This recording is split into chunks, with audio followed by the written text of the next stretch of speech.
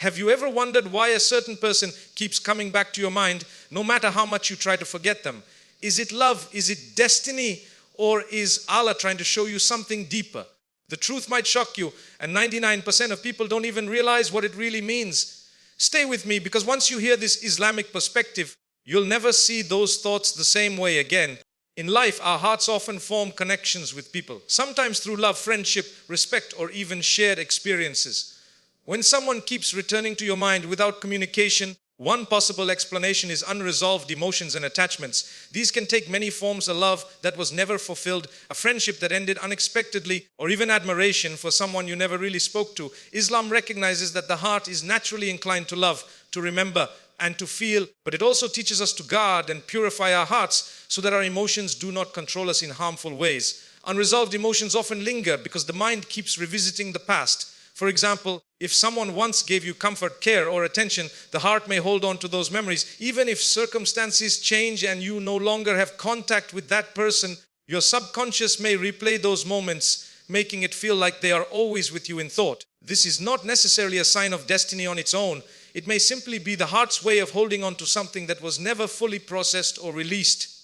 From an Islamic perspective, attachments that remain unresolved can become a test. Allah reminds us in the Quran that, verily, in the remembrance of Allah do hearts find rest. Surah, right, 15:8. If your heart constantly remembers a person but struggles to remember Allah with the same intensity, it may indicate that the attachment has taken a space that should belong to Allah. This does not mean that love or affection is haram. It means that when such feelings overwhelm us, we must check whether they are aligned with halal intentions and outcomes. Another reason unresolved attachments persist is because the heart often seeks closure. Maybe words were left unsaid, or perhaps the relationship ended without clarity. This lack of closure can create a loop of what-if thoughts, causing the person to resurface in your mind repeatedly. Islam provides a healthy way to deal with this by seeking closure not always from people but from Allah, making do for clarity, for contentment, and even for the other person's well-being helps the heart let go of pain and find peace. It's also important to remember that shaitan can use unresolved emotions to distract us. When someone lingers in your mind excessively, it can lead to overthinking, emotional weakness, and even unhealthy fantasies. The Prophet taught us to seek refuge in Allah from such whisperings and to redirect our focus towards beneficial deeds. This is why Deka Kurn recitation, productive routines are powerful tools to help the heart heal and detach from lingering emotional burdens. At the same time, Islam doesn't deny human emotions. The Prophet himself loved, remembered, and cared deeply for people in his life. What matters is balance, acknowledging emotions without letting them overpower your faith. If someone keeps appearing in your thoughts, ask yourself, am I holding on to emotions that need closure? Do I need to forgive, let go, or redirect this love into something halal? By reflecting in this way, you begin the process of resolving these attachments. In short, unresolved emotions and attachments are natural, but they can weigh heavily on the heart if left unchecked. Islam guides us to process them with wisdom by turning to Allah, purifying intentions, seeking inner closure through do and daikra. When you hand your heart over to Allah, He replaces emotional burdens with peace and attachments with clarity. When someone constantly returns to your thoughts without communication, it may not just be about emotions or human psychology. It could also be a test from Allah. In Islam, nothing happens without a purpose, and sometimes Allah places certain people or situations in our hearts as a way of testing our faith, our patience, and our ability to respond in a manner that pleases Him. Allah says in the Quran, do the people think that they will be left to say, we believe, and they will not be tested? Say Surah Al-Ankabut 20:19-12. This ayah reminds us that every believer will face trials in different forms. Some are tested with wealth, others with hardship, and some are tested with matters of the heart, through attachments, emotions, or even lingering thoughts of people. The real question is, how do we react? Do we allow these thoughts to distract us from Allah, or do we take them as reminders to turn back to Him? When someone is constantly in your mind, it can reveal where your heart's focus truly lies. If your thoughts about them begin to consume your prayers, affect your ibadah, or distract you from Quran and Deka, then it becomes clear that the test is not about the person. It's about your attachment. Allah may be testing you to see if you can place Him above everything else you love or long for. The Prophet said, indeed there is a piece of flesh in the body. If it is sound, the whole body is sound. If it is corrupt, the whole body is corrupt. Indeed, it is the heart. The Bukhari and Muslim. This hadith shows us that the heart is central to our faith, and Allah often tests us through it. When your heart is filled with thoughts of someone, the test is whether you allow that to lead you closer to Allah or further away from Him. Sometimes these tests are also meant to strengthen your tawakkul's trust in Allah.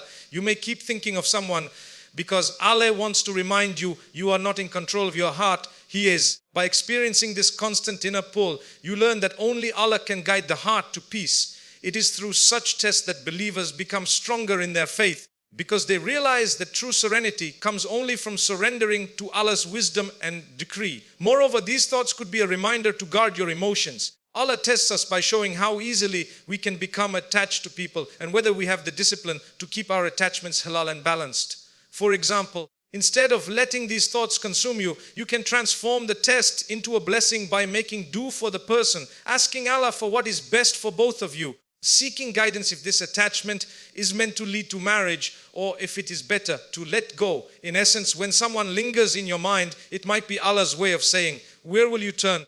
To overthinking or to me? If you choose Allah through dua, patience and trust, you pass the test and your faith becomes stronger. If you let the attachment control you, the test becomes heavier. So remember, this recurring thoughts of someone are not always a sign of destiny.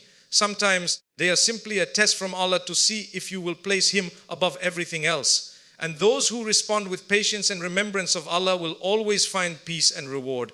When someone repeatedly enters your mind, even without communication, another perspective to consider is that it may be connected to Qadr, destiny, or a spiritual link that Allah has placed between you and that person.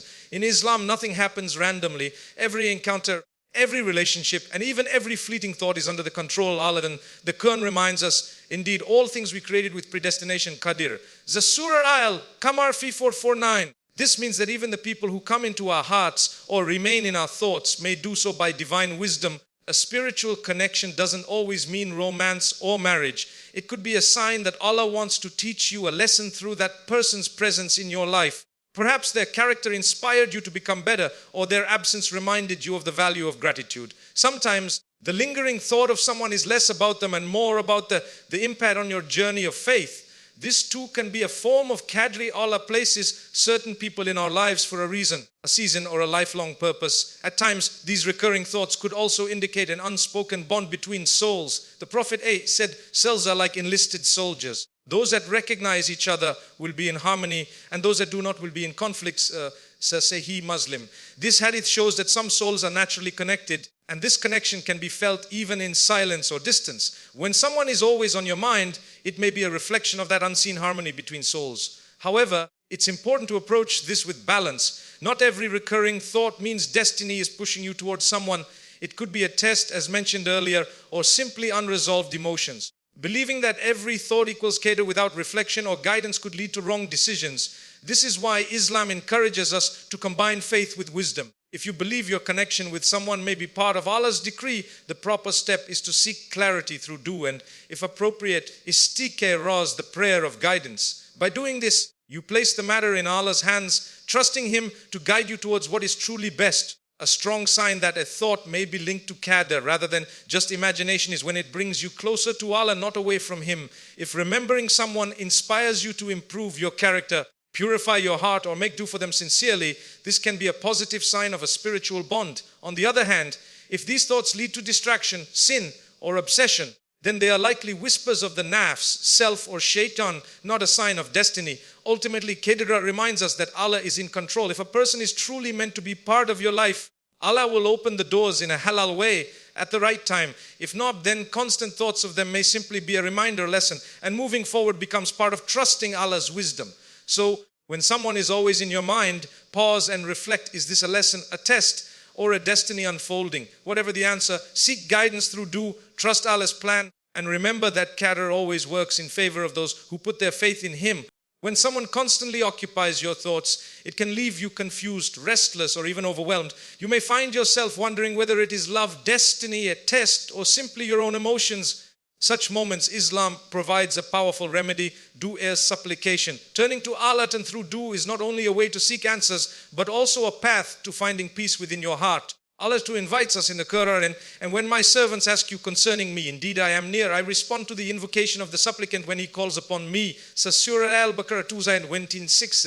This verse assures us that no matter how tangled our emotions may feel, Allah is always close, listening and ready to respond. Instead of overthinking or being consumed by thoughts of someone, channeling that energy into dua redirects your focus to the one who controls hearts, destinies and outcomes. When you turn to Allah in dua, you acknowledge that human feelings are limited, but His wisdom is infinite. Sometimes the recurring thought of someone is meant to remind you of your dependence on Him by asking Allah, "Yea Allah, if this person is good for me in my faith life, and if hereafter, bring them closer to me, and if not, turn my heart away and grant me peace." You align your desires with divine wisdom. This specific form of seeking clarity is beautifully emphasized in Salat al-Istiqla, the prayer of guidance, where you place the decision entirely in Allah's hands, trusting Him to guide you towards what is best. Dua is also a means of emotional healing. Constantly thinking of someone can sometimes bring pain, longing, or anxiety. But when you express these feelings to Allah, your heart finds comfort. The Prophet said, "Do is worship." Said to Midi. This means that every time you call upon Allah, you are not only seeking guidance, but also engaging in one of the highest acts of devotion. Pouring your heart out in dua helps you release emotional burdens while strengthening your connection with the Creator. Moreover, dua gives clarity. Human emotions can be deceptive. We may confuse infatuation with destiny or attachment with love. But Allah, who knows the unseen, can reveal the truth in ways you never expected. Sometimes repeated thoughts may fade after sincere dua, showing that they were temporary illusions. At other times, Allah may open clear pathways that confirm His will for you.